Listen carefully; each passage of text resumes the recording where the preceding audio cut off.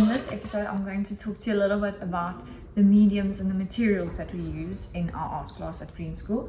So because of our school and the way that it's set up, it's obviously restrictive, but in terms of what we can use, but it is also enabling and empowering because you have to be a lot more creative to find alternative things to use. So in a typical art curriculum, it's divided into different mediums. So mine, for example, is drawing, painting, printmaking, clay, construction, and then fabric or fiber. So those are the different mediums that we'll work with throughout the year. Typically in a school, you are allowed to use things like markers, polystyrene, glitter, pipe cleaners, or staplers. And at Green School, we avoid those things. So if you think about markers, it's these little things of plastic. What do you do with them afterwards? Polystyrene, there is no solution yet to recycle polystyrene. Glitter is tiny little pieces of microplastics, which is obviously not great.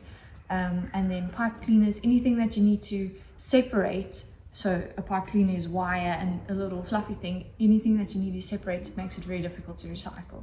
And then in terms of staples and staplers, you would need to unpick every single little staple in order to recycle that. And then you would need tons and tons of that to make it worthwhile. So that is why we stay away from those things. So from those mediums, we need to take into account where we are at Green School and what we are allowed onto our campus. So it is a sustainable campus.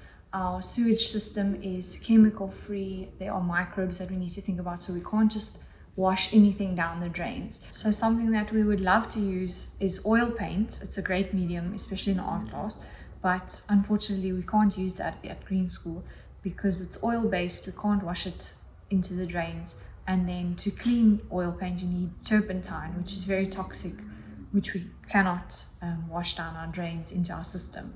And when it comes to something like glue, we found Cores, and this is obviously not ideal, but it's a good alternative to a Pritt glue stick.